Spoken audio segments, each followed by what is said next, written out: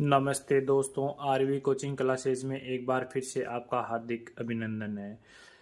पीछे के कुछ वीडियो में अपन ने संख्या पद्धति के बारे में जाना और उसी का अगला जो पार्ट है उसमें अपन पढ़ रहे हैं प्राकृत संख्या या प्राकृतिक संख्याएं यानी नेचुरल नंबर। अब आपको पता है कि नेचुरल यानी प्रकृति का दिया हुआ है, तो इन संख्याओं को अपन प्राकृत संख्याएं बोल सकते हैं। और प्राकृत संख्याएं या प्रकृति की दी हुई संख्याएं कौन सी होती हैं, जिनको अपन साधारण भाषा में कह सकते हैं कि गिन सकते हैं। कहने का मतलब है प्रत्येक वस्तु को गिनने के लिए जिन संख्याओं का उपयोग करते हैं अपन दैनिक जीवन में उपयोग करते हैं, उन संख्याओं को अपन क्या कह सकते हैं, प्राकृत संख्याएं।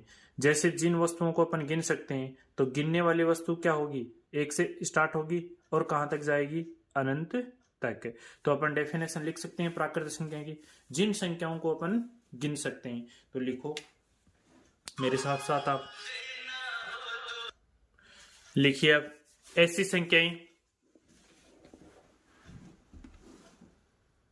डेफिनेशन लिख रहा हूं मैं, ऐसी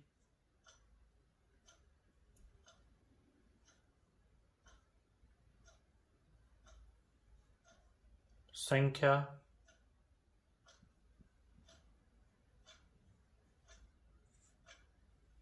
जिन्हें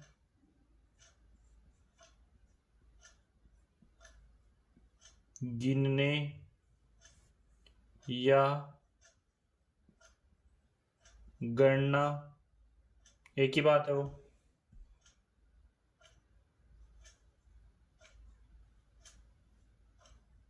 करने के लिए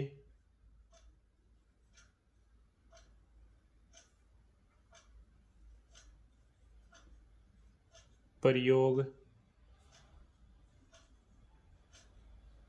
किया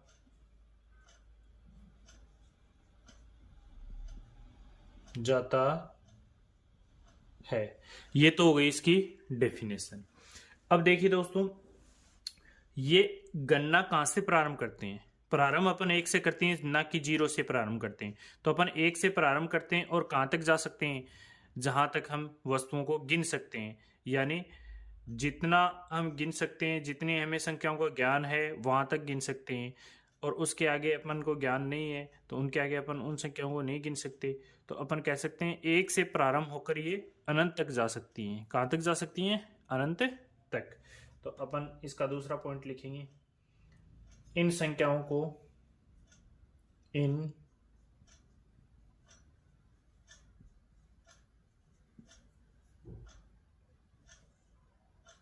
संख्याओं को या इन संख्याओं का प्रारंभ ऐसे लिख देते हैं, प्रारंभ एक से होता है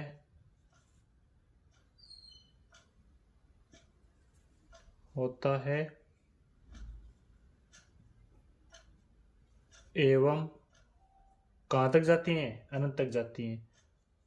अंत इसका निश्चित नहीं होता, अंत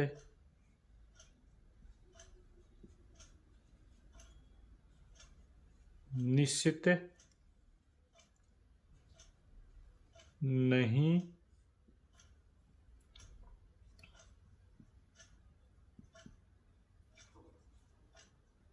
होता है। अब ये दूसरा पॉइंट हो गया।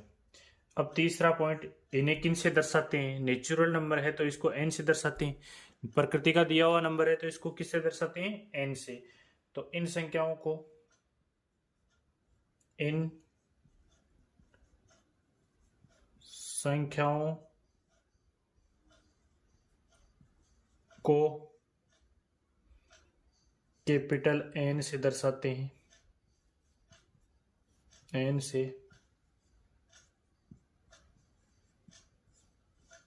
प्रदर्शित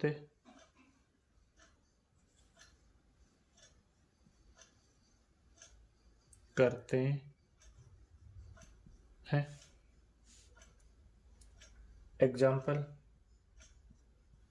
एग्जाम्पल क्या है, 1, 2, 3 डॉट डॉट डॉट डॉट कहाँ तक जाती हैं ये?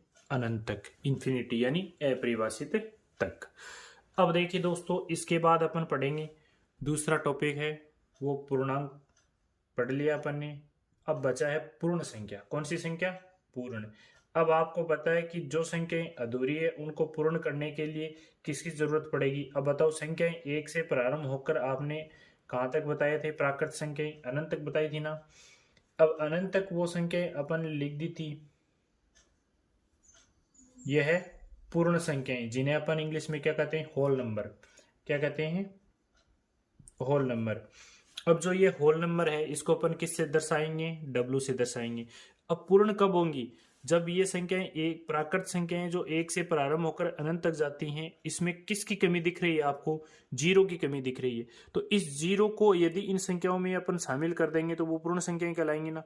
यानी अपन कह सकते हैं ना कि प्राकृत संख्याओं के अंदर यदि जीरो को शामिल कर दिया जाए तो वो कौन सी संख्याएं कहलाएंगी? पूर्ण संख्याएं। क्योंकि प्राकृत संख्याएं वो एक से प्रारंभ होकर अनंत तक जाती हैं, वो अभी पूर्ण नहीं है, तो इनको पूर्ण बनाने के लिए किसको शामिल किया जाएगा? जीरो को। तो देखिए दोस्तों, आगे इसकी डेफिनेशन लिखते हैं अपन पूर्ण संख्या की, कि यदि प्राकृत या प्राकृतिक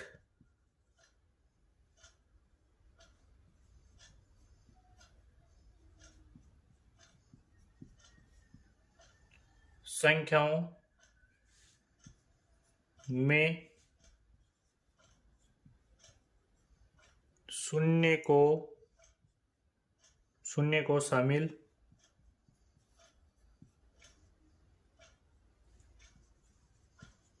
कर दिया जाए, शून्य को शामिल कर दिया जाए, तो वे क्या कहलाती हैं? प्राकृत संख्या में यदि अपन शून्य को शामिल कर दिया जाए तो वे क्या कहलाती हैं? पूर्ण संख्या। पूर्ण हो गई, कर दिया जाए तो वे पूर्ण संख्याएं होंगी। ठीक है। अब अपन क्या करेंगे? इन संख्याओं का प्रारंभ कहां से होगा? जीरो से। इन संख्याओं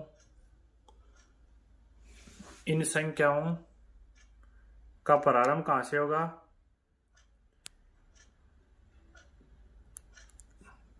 इन संख्याओं का प्रारंभ शून्य यानी जीरो से होगा एवं अंत निश्चित नहीं होगा।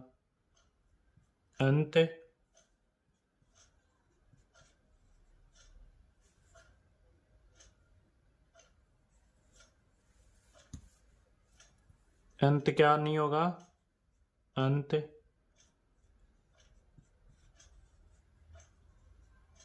निश्चित नहीं होगा। अंत निश्चित नहीं होगा भाई इनका। आई बात समझ में? अंत क्या नहीं होगा? निश्चित नहीं होगा। अब देखिए, इन संख्याओं को रिप्रेजेंट किससे करेंगे? इन संख्याओं को दर्शाएंगे किससे? इन संख्याओं को W से प्रदर्शित किससे प्रदर्शित करोगे भाई? W से प्रदर्शित करते हैं। अब इनका एग्जाम्पल क्या है? एग्जाम्पल लिखो। यानी ये किससे कहां से प्रारंभ होती है? जीरो से प्रारंभ होती है। 0 1 2 कहां तक जाएंगी? अनंत तक जाएंगी ये संख्या। अब आपसे इसमें यह पूछा जाए कि सबसे